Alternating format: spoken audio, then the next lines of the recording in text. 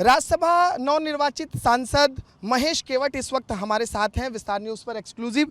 सबसे पहले तो महेश भैया आपको बहुत बहुत बधाई। बहुत बहुत धन्यवाद आपका। मुझे वो दिन याद आ रहा है कि आप जिस दिन विस्तार न्यूज़ में आए थे और उस दिन आपने कहा था कि एक सामान्य कार्यकर्ता को टिकट दिया है भारतीय जनता पार्टी ने। आज क्या कहेंगे?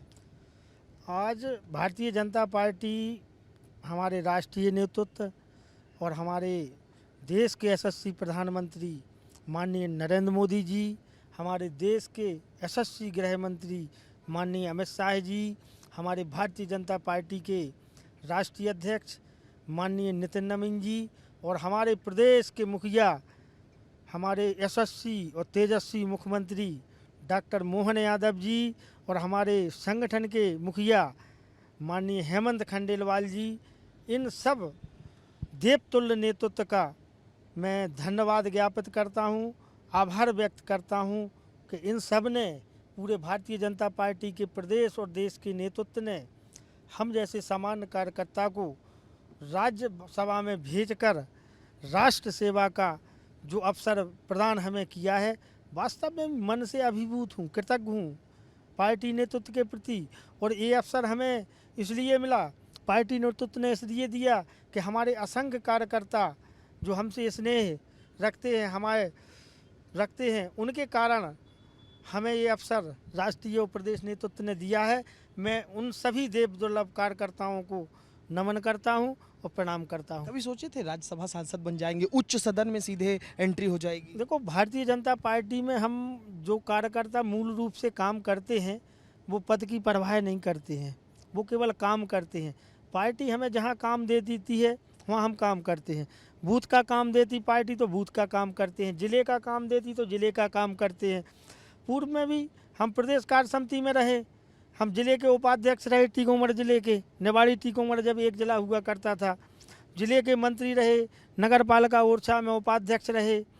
2014 में पार्टी ने हमसे कहा कि आपको करनाल सीट पे काम करने के लिए जाना है, हम गए। माननीय मनोहर लाल खट्टर जी उस समय प्रत्याशी थे, पहला चुनाव वो अपने जीवन का लड़ रहे थे। सारी जगह ऐसा जहाँ जहाँ पार्टी ने कहा, चाहे शहडोल लोकसभा उपचुनाव हो, चाहे मुगावली का हो, चाहे चित्रकूट उपचुनाव हो, चाहे भालूमाड़ा नगर पालिका चुनाव हो, सारी जगह। और ज़िले में कई चुनावों में प्रभारी बना के पार्टी ने भेजा तो हमने पार्टी की काम करने में आनंद मिलता है। आज पार्टी को लगा, हम सोचते नहीं हैं, हम काम करने पर भरोसा रखते हैं। मन आनंदित होता है जनता की सेवा करने में, मन में एक प्रसन्नता होती है। वास्तव में नर सेवा ही नारायण सेवा के बराबर है। हमारे भारतीय जनता पार्टी के पितृ पुरुष पंडित दीनदयाल उपाध्याय जी ने कहा था कि अंतिम पंक्ति पे खड़े अंतिम व्यक्ति की सेवा करना ही नारायण की सेवा है। तो आज भारतीय जनता पार्टी ने हमें अवसर दिया है और भारतीय जनता पार्टी ही एक अद्भुत अकल्पनीय पार्टी है।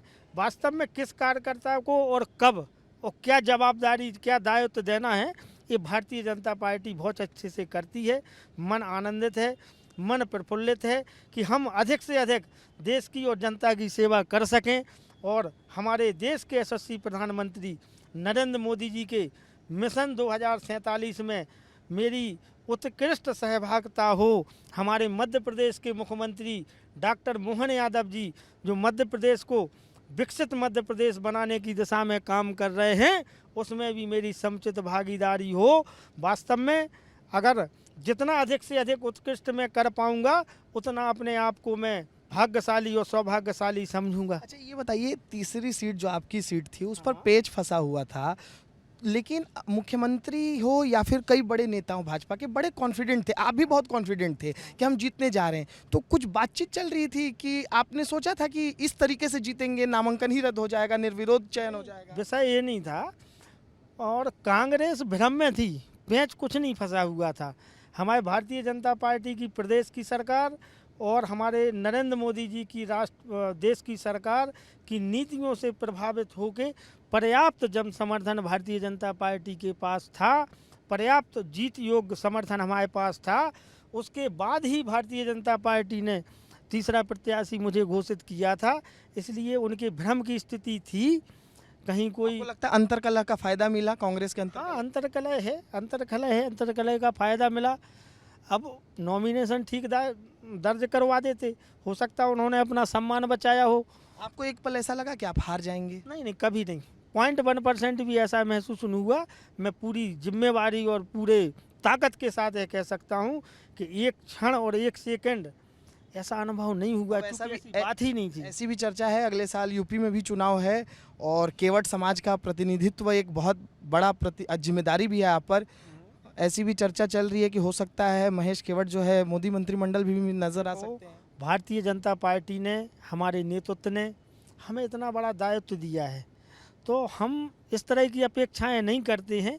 पार्टी जो काम दे रही है उसको पूरी ताकत के साथ, पूरी ईमानदारी के साथ, पूरी निष्ठा के साथ करेंगे और अपना उत्कृष्ट से उत्कृष्ट आज प्रदर्शन मुख्यमंत्री की मैं तस्वीर देख रहा था, उनका संबोधन सुन रहा था, बड़ा गदगद नजर आ रहे थे। आपका बार बार नाम ले रहे थे और कह रहे थे कि देखिए निषाद राज जी तो हमारे बगल में बैठे हुए हैं। प्रदेश के यशस्वी मुख्यमंत्री डॉक्टर मोहन यादव जी वास्तव में एक अद्भुत ऊर्जा और उत्साह से भरकर प्रदेश का सर्वांगीण विकास कर रहे हैं।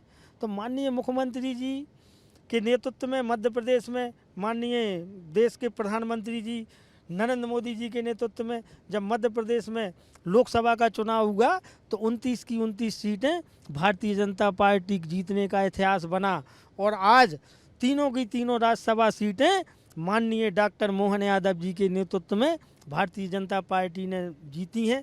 तो वास्तव में जब उत्कृष्ट सफलता मिलती है तो प्रसन्नता का भाव मन में होता है। आखिरी दो छोटे छोटे सवाल हैं। अब महेश केवट का क्या विजन है, आपका पर्सनल विजन क्या है प्रदेश के लिए, आपके क्षेत्र के लिए? दूसरा ये सवाल है कि कांग्रेस सुप्रीम कोर्ट गई थी, सुप्रीम कोर्ट ने कांग्रेस की याचिका खारिज कर दी है, बड़े नेता दिग्विजय सिंह अब सुप्रीम कोर्ट पर सवाल खड़े कर रहे हैं। देखो, सुप्रीम कोर्ट न्यायिक संस्था है, माननीय सुप्रीम कोर्ट से बढ़कर कुछ है ही नहीं। सुप्रीम कोर्ट के निर्णय के बाद कोई टीका टिप्पणी शेष बचती नहीं है। जब सुप्रीम कोर्ट ने उनको झूठ सिद्ध किया है तो फिर अब इस तरह की इन बातों का कोई अर्थ नहीं, और ऐसा मुझे तो नहीं लगता है कि सुप्रीम कोर्ट के निर्णय के बाद किसी तरह की टीका टिप्पणी करने का शायद हक हो। आपका विजन अब बतौर राज्यसभा सांसद?